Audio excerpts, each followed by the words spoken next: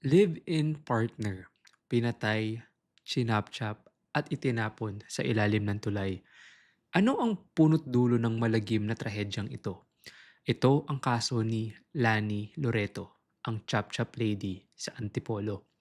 Isipin mo, sa bayan ng Antipolo, mga nangangalakal ang nakakita sa isang ulo, braso at binti sa ilalim ng tulay sa Barangay de la Paz.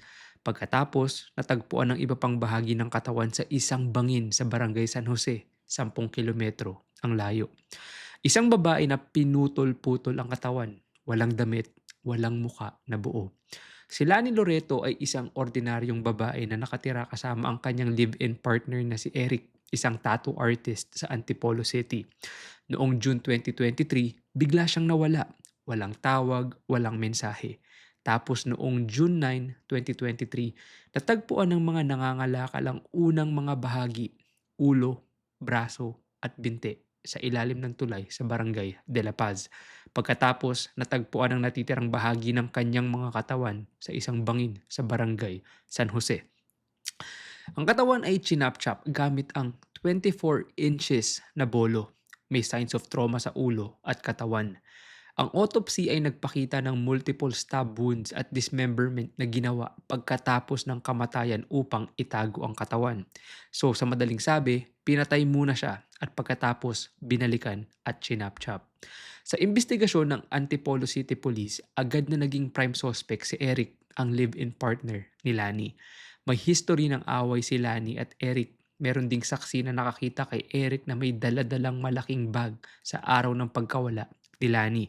May CCTV footage na nagpapakita na nandoon si Eric malapit sa tulay at bangin kung saan natagpuan ang mga labi ni Lani.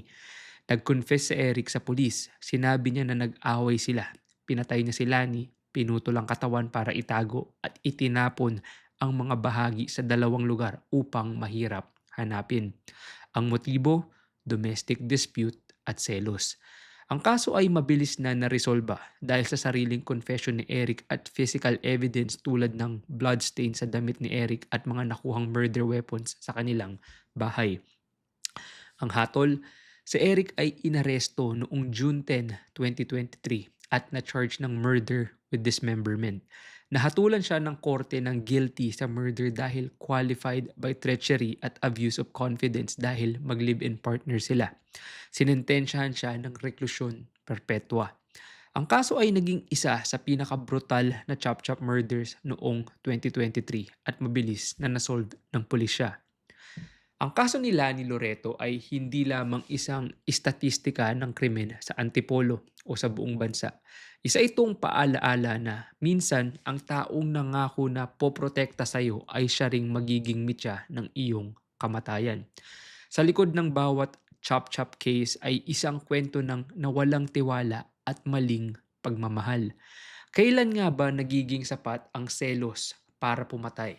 At kailan tayo matututong kumawala sa isang relasyong puno ng karahasan bago pa mahuli ang lahat?